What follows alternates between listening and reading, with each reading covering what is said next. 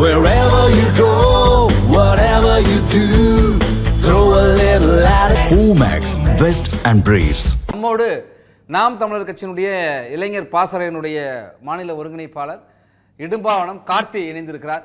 கார்த்திக், எல்லாருக்குமான அரசு திராவிட மாடல் அரசு என்றெல்லாம் பெருமிதமாக சொல்றாங்க. ஆனால் திட்டங்களை கைவிடுறாங்க, அறிவித்த அறிவிப்புகள் நடைமுறைக்கு வரல, வாக்குறுதிகள் நிறைவேறவில்லை என்று போராட்டங்கள் ஒரு பக்கம் நடக்குது. இப்ப மக்கள் நம்பிக்கையை இழந்து வருகிறதா அல்லது இழந்து விட்டதா இந்த அரசு? நம்பிய மக்களை ஏமாற்றி முதுகலகத்திற்கு திமுக அரசு அப்படின்னு சொல்லலாம். இது ஜனநாயக துரோகம். இந்திய ஜனநாயக அமைப்பு முறையில அதாவது நம்ம வாக்குறுதியை கொடுத்து ஆட்சி அதிகாரத்துக்கு வரலாம். ஆனா வாக்குறுதி நிறைவேற்றலைன்னா யாரும் ஆட்சியாளர் சட்டையை பிடிச்சு கேட்க முடியாது. அதே போல நீதிமன்றத்தில் போய் வழக்கு தொடுக்க முடியாது. நாம ஒரு பொருள் வாங்குறோம், பொருள் தரமா இல்லை அப்படின்னா நுகர்வோர் நீதிமன்றம் போய் அந்த நுகர்வோர் நீதிமன்றத்தில் நமக்கான இழப்பீட்டை பெற முடியும். ஒரு ஆட்சி தரமற்ற ஆட்சியா இருக்கு அப்படின்னா எந்தவித இழப்பீட்டையும் பெற முடியாது. அப்ப தேர்தல் வாக்குறுதியை தேர்தல் காலங்களில் கொடுக்கலாம். ஆனா அதை நிறைவேற்றணும் எந்த கட்டாயமும் இல்லைங்கிற இந்த அமைப்பு முறையை சாதகமா பயன்படுத்தி கொண்டு ஏகப்பட்ட வாக்குறுதியை கொடுத்தாங்க. நாங்க நீட்ல விளக்கு பெற்று தருவோம், நாங்க அதே போல பழைய ஓய்வூதிய திட்டத்தை நடைமுறைப்படுத்தும், நாங்க அனைத்து குடும்ப அட்டைதாரருக்கும் 1000 ரூபாய் தருவோம், நாங்க இப்படி ஏகப்பட்ட வாக்குறுதி, பெட்ரோல் டீசல் விலையை குறைப்போம், நாங்க கல்வி கடனை தள்ளுபடி செய்வோம், நாங்க அப்படி பல வாக்குறுதி கொடுத்தாங்க. இதுல எல்லாமே பாத்தீங்கன்னா ஏறக்குறைய எல்லாமே நிறைவேற்றப்படாம தான் இருக்குது.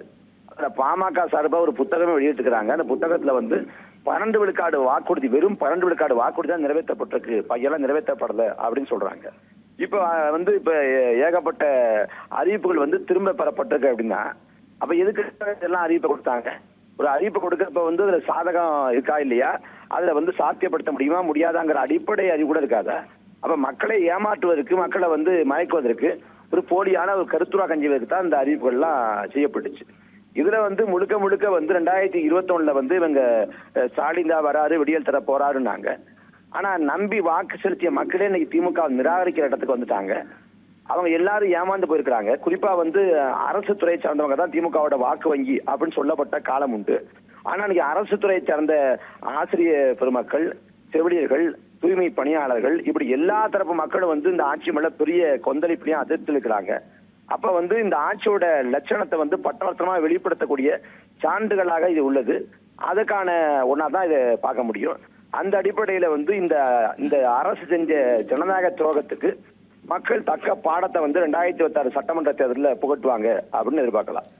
திமுக ஒரு ஜனநாயக துரோகத்தை செய்து நீங்க சொல்றீங்க. ஆனா உங்களுடன் ஸ்டாலின் என்கிற ஒரு சிறப்பு முகாமில் இதுவரைக்கும் 14,54,000 மேற்பட்டவர்கள் கோரிக்கை மனுவை கொடுத்திருக்காங்க.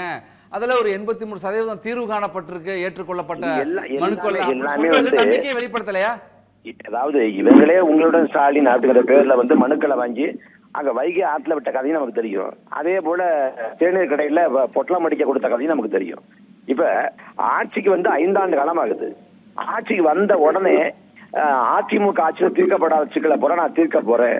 அப்ப தமிழ்நாடு முழுக்க குறைதீர்ப்பு முகாம் போடுறோம், மனுக்கள் வாங்குறோம், மக்களின் குறையை அறிஞ்சு அதை நிவர்த்தி பண்றோம் அப்படின்னு அறிவிச்சிருந்தாங்கன்னா ஒரு குறைந்தபட்ச ஒரு நேர்மையான அரசு அப்படின்னு புரிஞ்சுக்க முடியும்.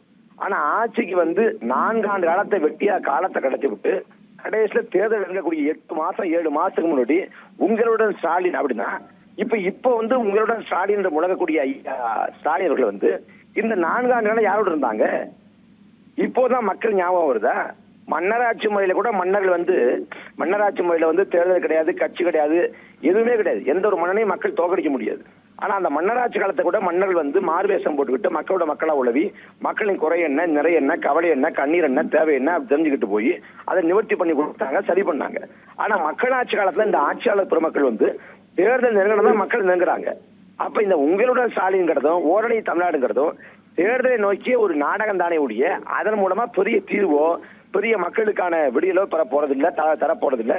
அது ஒரு ஏமாற்று கபட நாடகம் தான். கடந்த காலத்துல நமக்கு நாமே அப்படின்னு போனாரு. அப்புறம் வீதி வீதியா போய் கிராமங்கள்ல நான் மனுக்கள் வாங்குறேன், அவங்களோட குறைகளை கேட்கிறேன் அப்படின்னாரு. அந்த நாடகத்தை நீட்சியா பார்க்கணுமே ஒழிய இதன் மூலமா மக்கள் நலவாழ்வு வாங்கணும், மக்களுக்கு பெரிய பயன் கிடைக்கணும்னு நம்ம பார்க்க முடியாது. இது தேர்தல் கால நாடகம். இன்னும் சொல்ல போனா வீக வகுப்பாளர் எழுதி கொடுத்த, அவங்க வடிவமைச்சு கொடுத்த அந்த கதையை திரைக்கதைக்கு இவங்க நடிக்கிறாங்க. அப்படிதான் அதை பார்க்கணும். நீங்க அப்படி சொல்றீங்க. ஆனா தமிழ்நாட்டை நாங்கள் என்னைக்கும் தலைகுனியை விட மாட்டோம் அப்படின்னலாம் நேற்று நடந்த மாநாட்டில் வரைக்கும் முதலமைச்சர் சொல்றாரு. என்ன தமிழ்நாடு தலைகுனி விட மாட்டோம்னா, தமிழ்நாட்டுல வந்து 48,000 கோடிக்கு குடிக்கிறான். தமிழ்நாட்டுல 1 கோடி குடும்பங்கள் குடிநோயாளியா மாறிடுச்சு. குடி என்பது ஒரு பழக்க வழக்கம் இல்ல, நோயினா காந்திக்கு சொல்றாங்க. அப்ப இவ்வளவு குடியாளர்கள் பெருகி போனது வந்து இந்த தலைகுனிவு இல்லையா, அவமானம் இல்லையா? திமுகவோட வாக்குச்சாவடி முகவர் கூட்டத்துல அந்த முகவர் கூட்டம் முடிஞ்ச உடனே எல்லாரும் சாப்பாடு போடுறாங்க. பந்தி பரிமாறுறப்ப எல்லாருக்கும் முன்னாடியும் ஒரு பீர் போத்தல் இருக்கு. இது அவமானம் இல்லையா, தலைகுனிவு இல்லையா? பள்ளிக்கு போற ஒரு பிள்ளை வந்து அவன் மது குடிக்கிறான், அவன் கஞ்சா போன்ற பொருட்களை பயன்படுத்திட்டு தலைமை ஆசிரியர் மீது தாக்கல் தொடுக்கிறான். இதெல்லாம் தலைகுனிவு இல்லையா, அவமானம் இல்லையா? தமிழ் சமுதாயம் சீரழிந்து கொண்டிருக்கிறதெல்லாம் அவமானம் இல்லையா, அசிங்கம் இல்லையா? எல்லாம் வாய் ஜாடா எது வேணாலும் பேசலாம், வீராவேசமா என்ன வேணாலும் சொல்லலாம். கலை யதார்த்தம் அப்படி இல்லையே. தமிழ்நாடு வந்து எவ்வளவோ பின்தங்கி இருக்குது.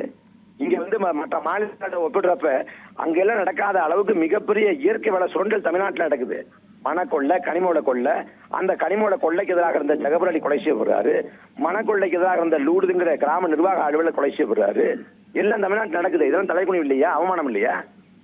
அப்ப அதெல்லாம் ஒரு வெட்டி வாய்ச்சப்படாது. அதை தாண்டி ஒண்ணும் இல்லை. Wherever you go, whatever you do, throw a little at it. Omax, Vest and Briefs. Run to rise Seva Bharati Tamil Nadu நடத்தும் மாபெரும் விழிப்புணர்வு மாரத்தான். சமூகத்திற்கு மாற்றத்தை தரவாரீர். நாள் செப்டம்பர் 21, 2025. இடம் படூர் தையூர் பைபாஸ் சாலை, OMR, சென்னை.